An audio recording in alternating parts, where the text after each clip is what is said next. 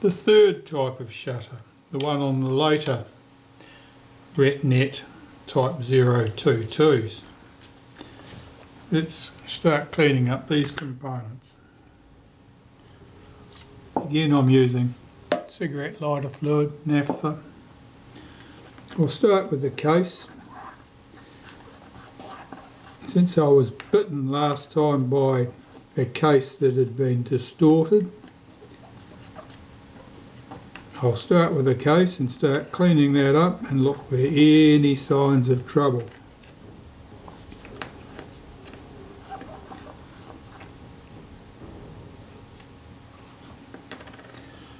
There's a bit of grease on there, but nothing exciting. That's mostly graphite grease by the looks of it, and that would have been on the settings, the disc here that swings the blades in and out for the aperture. So I'll just clean this case inside and out to remove all traces of old grease and any dust and dirt that it's gathered up.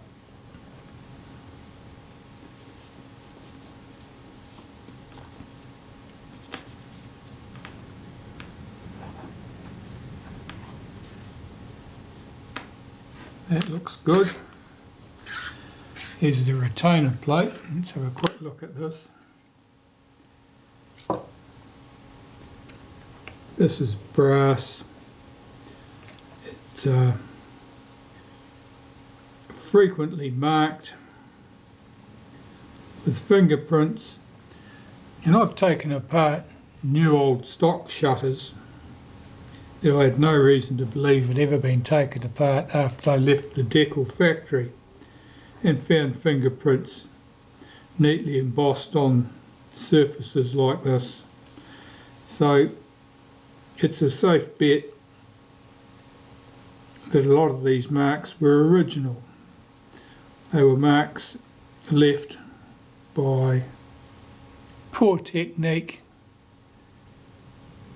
in the factory when the shutters were first assembled, and are not necessarily marks left by clumsy repairers at a later date, although they'd certainly add to it.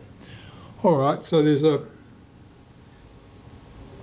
little bit of corrosion there, but it doesn't feel rough at all. That shouldn't have any effect on the way this works. And this piece looks a bit greasy. Yes, it is. This is the piece that swings the blades in and out. It's quite greasy. Some of that is because there was grease around the outside edges, put there to help it move smoothly, but probably excessive and possibly not warranted at all.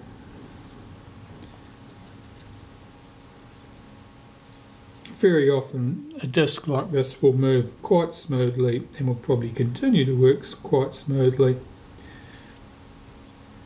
given it doesn't need to move at high speed or anything,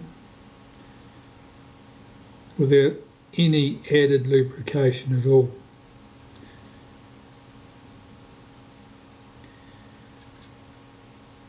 Bit of graphite, either from graphite powder or just from the graphite lead from a pencil, will provide sufficient lubrication to make things work smoothly.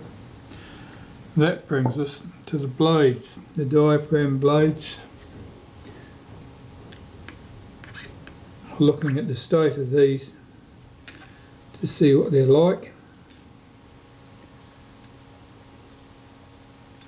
Do a mark on that one. They'll probably clean up well. Let's have a quick look. I'll just give that a quick wipe, and then I'm going to clean these on a piece of paper. That mark there I'm interested in.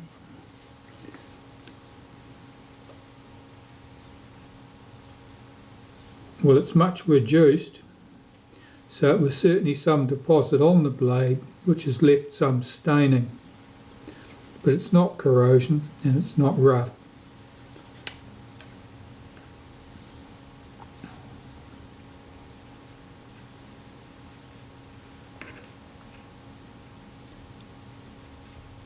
There's nothing particularly obvious coming off these blades, so they're not oily.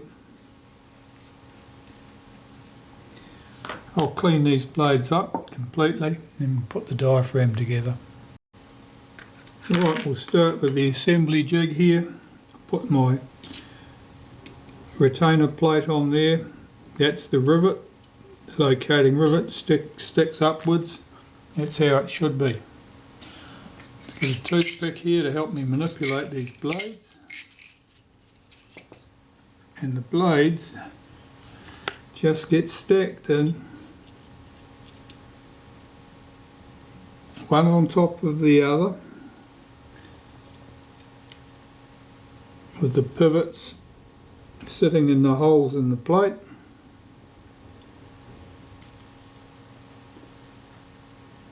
Until you come around to blade number 4, when you've got to pull the first blade out of position so that you can see that hole. And blade number 5, you've got to pull back this blade and that blade to get the last blade in there. See if I can do it from this side so you can see.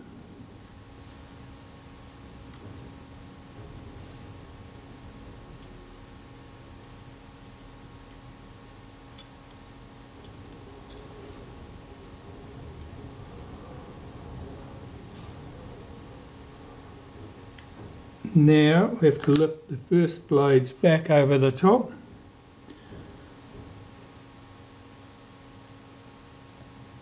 Because diaphragm blades are interleaved. There's no first and last blade like there are with shutter blades. Each diaphragm blade goes on top of the next blade at one end and under the next blade at the other end. Okay, so here's the plate that you turn to adjust the aperture, and with this stud sticking up here, I know that I need this stud on this plate to be one slot over from that in this direction. Get this plate over the top so that it picks up all 5 of those pivot points. Now on our retainer plate we've got that post sticking up, that little pin. That drops into this tiny slotted hole here. So we lower the case on, line that rivet up.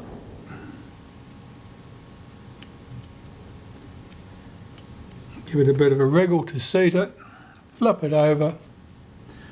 I'll lift my jig off, slide it underneath, and all the retainer plate and things are in place, waiting for the screws. There's 3 screws, get those in place.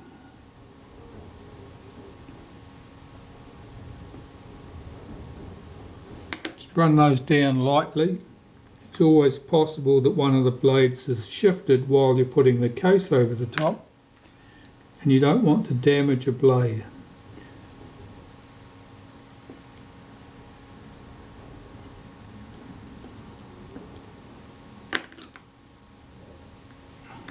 That screw didn't exactly run in particularly smoothly. Let's hope it's all good. Okay, so all of those are in place. Looking carefully from the top here, I can see that my 5 pivots are still seated in that plate there. Let's flip it over and see if it adjusts, and that's moving smoothly. So that's all good, and it means those 3 screws can now be tightened up. And don't go mad, because that's only very thin aluminium in that case. The amount of thread you've got engaged there would be a very shallow depth indeed. You could strip them out quite easily. Okay, so there's our case. That's all working nice and smoothly. And I'm looking to see if you can see that little mark that was on the blade that I noticed when I was cleaning them. And it's hidden, so there's absolutely no need to do anything at all about that. So we can put that to one side and then do the mechanism plate next. The mechanism plate is here. We'll start by cleaning that. It's very similar to the mechanism plate on the other examples I showed. It has this little bracket here, which you shouldn't try and remove from there. You're probably going to end up in trouble.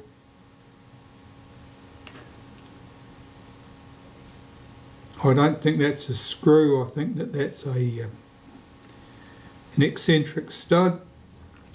You don't want to be trying to remove that from the mechanism plate, because it'll just go round and round and you'll have lost the adjustment and it'll make life awkward. So here I'm cleaning this to get rid of any old lubricant and any dust and grip that it's gathered up over time. It's also important that this surface in particular is completely free from oil or grease, because it'll otherwise transfer to those shutter blades and cause problems.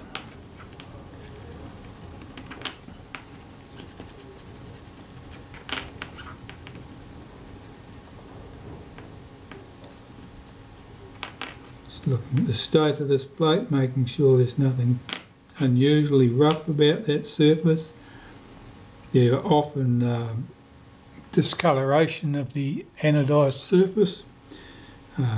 It's not really a decorative part, so there's probably no special reason that they would reject parts because the surface was not as pretty as they might like, as long as that anodising was complete and covered everything fairly well. Anodising effectively creates a thick oxide layer on the aluminium, and aluminium oxide is very, very hard and resistant to wear. So that, even though that's aluminium, which is a soft metal, its outer skin is very hard and durable.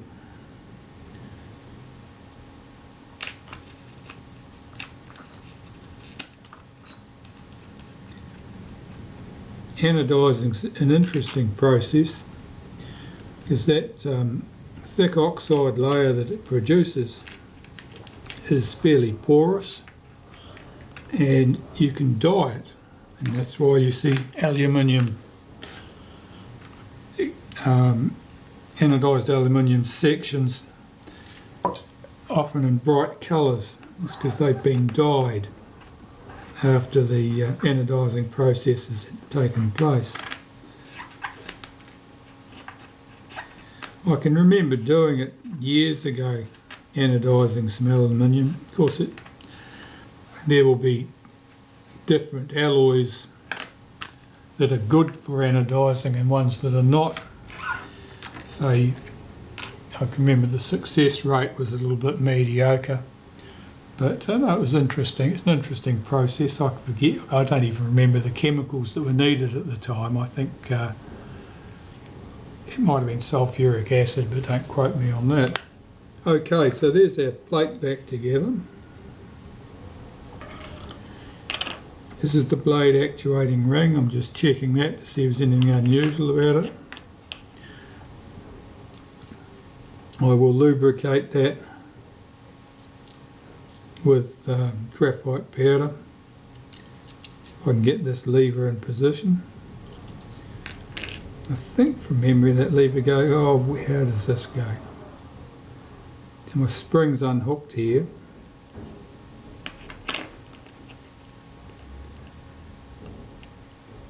I expect that loops round to there somewhere.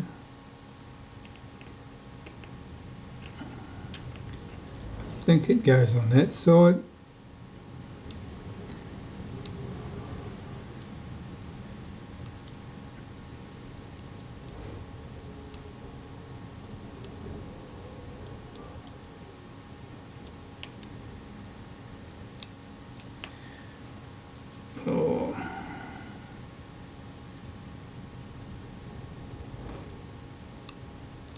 It's not cooperating.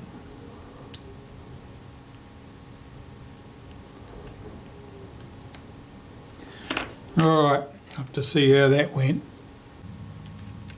Alright, this spring.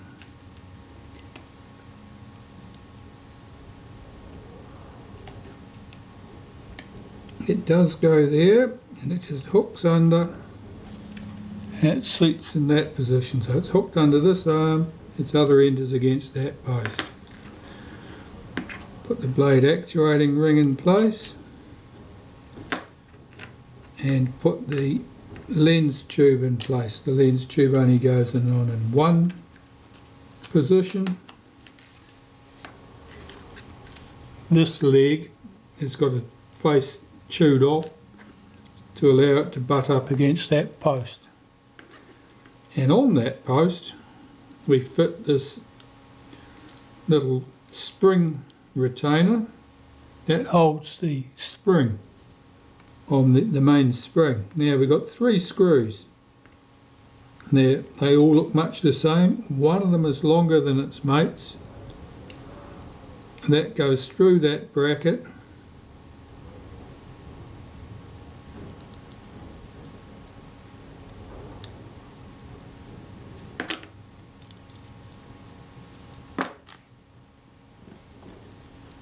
And the 2 shorter ones go in the other positions.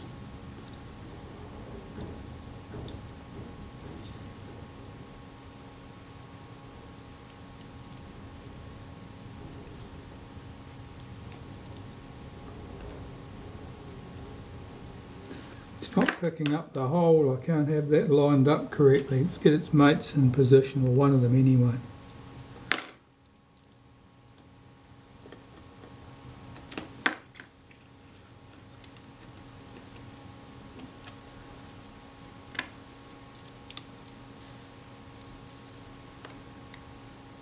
The other one there. It felt better. This one here, that's seated now, I think. That's better. Okay, so just check that that moves. This little catch needs to be held back out of the way. And that one. The blade actuating ring moves smoothly.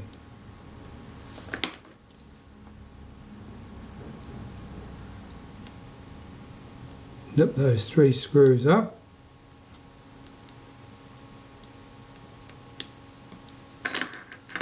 And check the action again.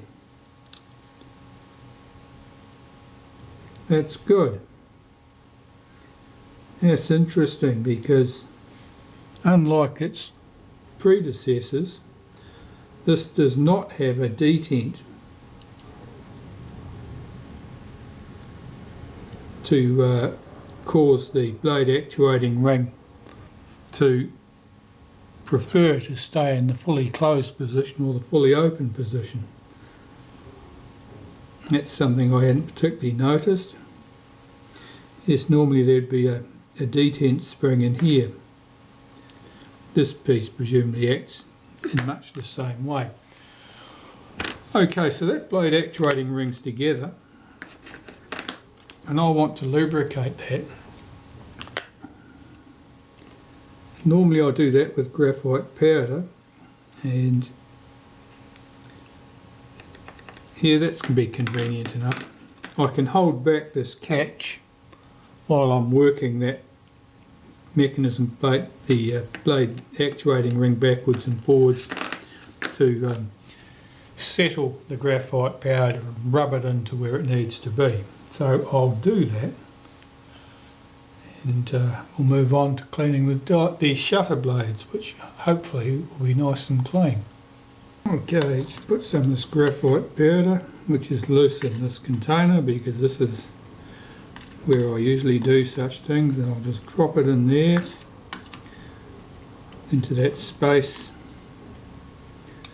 between the blade actuating ring and the plate. Now I've got to hold back that funny catch arrangement while I do this. I can see where it lives. It lives around here, because otherwise it'll block the blade actuating ring from moving. So I can catch that. Here, I've got it now, and I just want to work this backwards and forwards to work that graphite powder in, and basically it'll just lubricate the surfaces that come in contact with each other.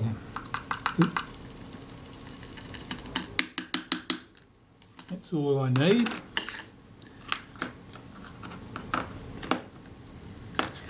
You can see how this catch drops in and locks that blade actuating ring in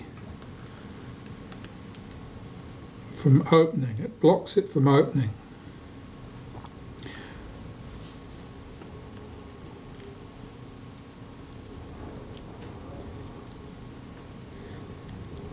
I haven't really analysed the mechanism on this one because it's a bit weird.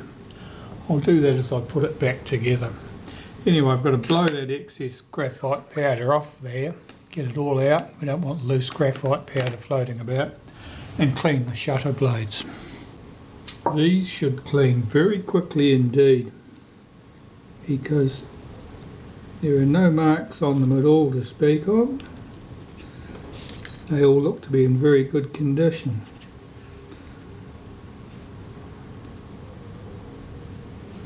I bring back the ones I've flicked off into the corner of the room, will be right.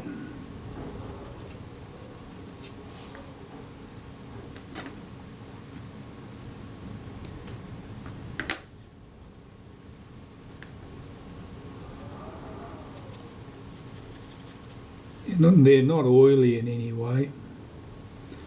They look very good.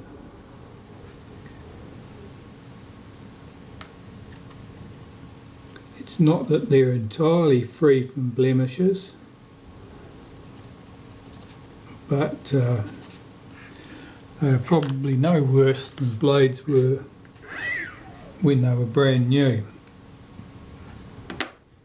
Since components like this would have always been sitting in a container with more components like this waiting to be assembled, and of course parts rubbed together,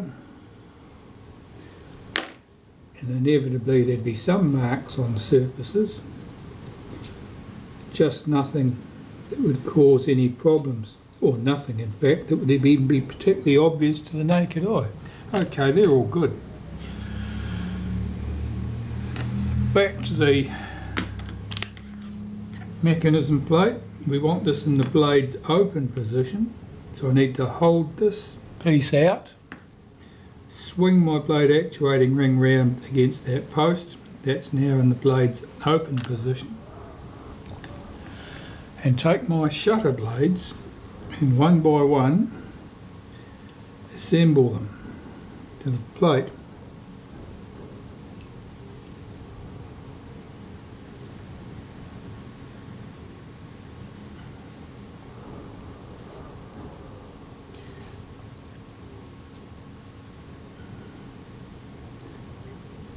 Round the right way.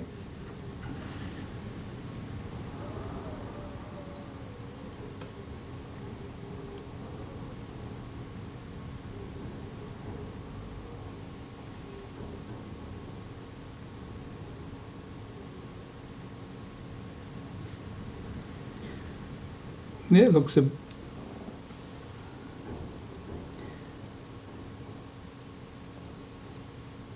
it just looks a little bit odd there, the way that covers that hole. Let me check something. This had moved back to the blade closed position while I wasn't watching. No wonder things looked a little bit odd. So first blade,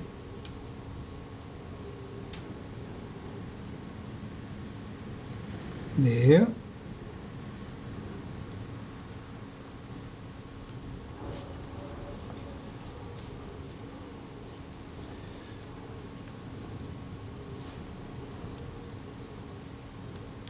I had to check to make sure I wasn't imagining things. At first glance it looked like the blades were need to go on the other direction. But what tipped me off that it was really wrong was that the blade would have covered the hole here that the shaft needs to come through, or partly covered the hole.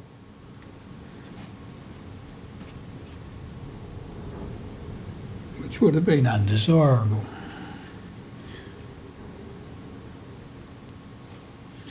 Okay, so the blades are all present.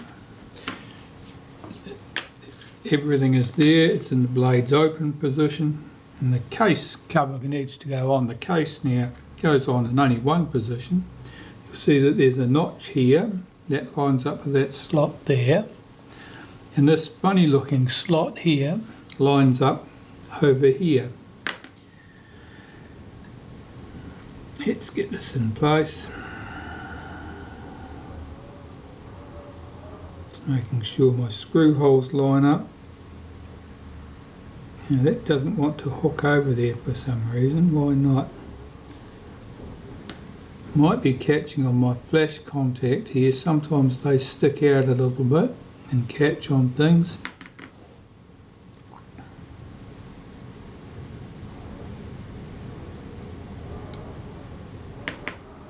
Yeah, this is much easier when things go on without a fight.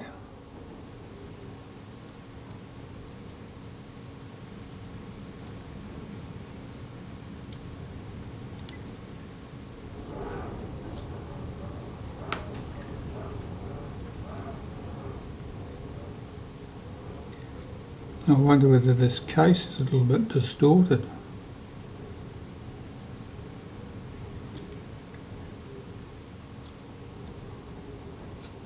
Now we're on. It's seated. I'm not sure why it was tight to go down. I'm going to flip that over. No, I'm not. That came off very easily, but it went on very hard. I can only think that that flash contact was catching on the side of that case. Let's try that again.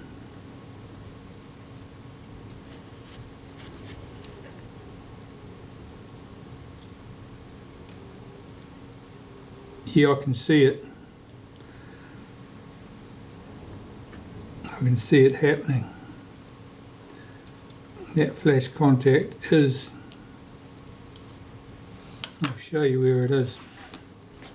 This flash contact here on the case is catching on the side here as I try to push it over the top.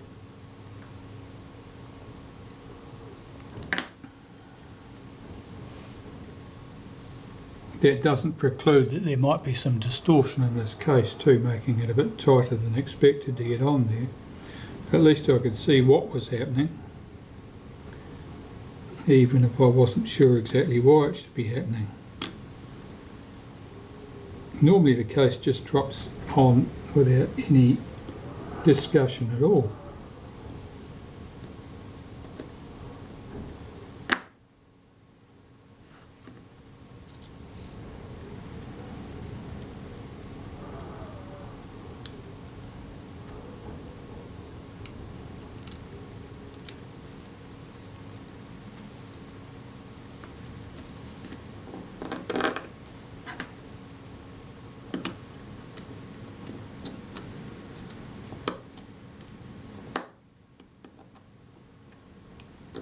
Once it's seated it's fine, but it shouldn't be tight.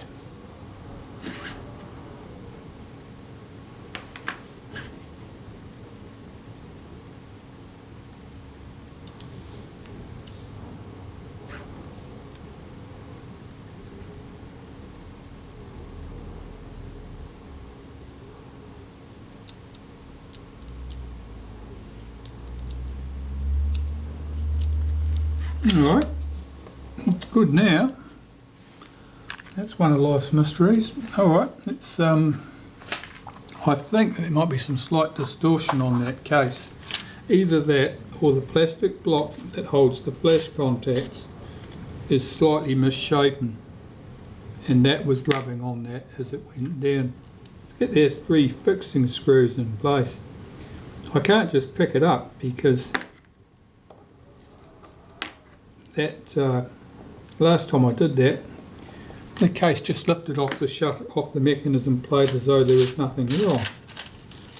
So it's hard to get on and easy to get off. Where's my 3 screws? Here's the other 2.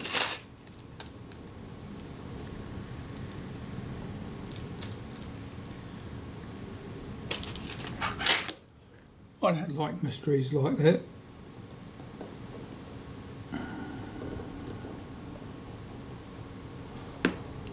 The diaphragm still moves freely. And our shutter. Well, we know we need to hold back this arrangement here, which I suspect couples to our self-timer, and that allows us to move this in place. That moves freely enough. I'll nip those 3 screws up.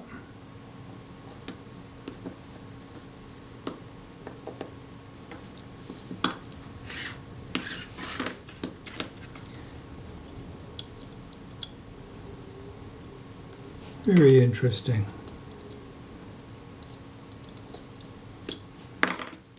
Yes, I think that the black mechanism plate, looking at how close it comes to this flash contact, that effectively it was always going to be hard to move it past that point. You would need to sort of feed it in this direction, which is just awkward. I think that the mechanism plate here probably needed to be relieved slightly at that point. I mean, it would have been fun and games even in the original assembly to get this together. Although I'm sure they had their special technique. Put it on in this direction and swing it around to the other way and it will work. It's less than desirable anyway. Stuff should fit together much smoother than that. Obviously there was not enough clearance there, or the tolerances were not right. It's possible that this flash contact there is not ideally placed. It looks like it's got a twist in it, doesn't it? Looks like it comes up at an angle. So it may well be that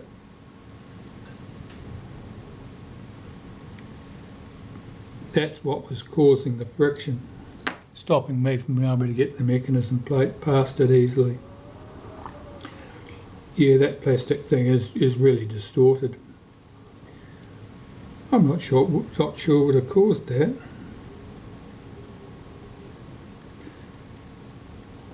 Never mind, doesn't matter.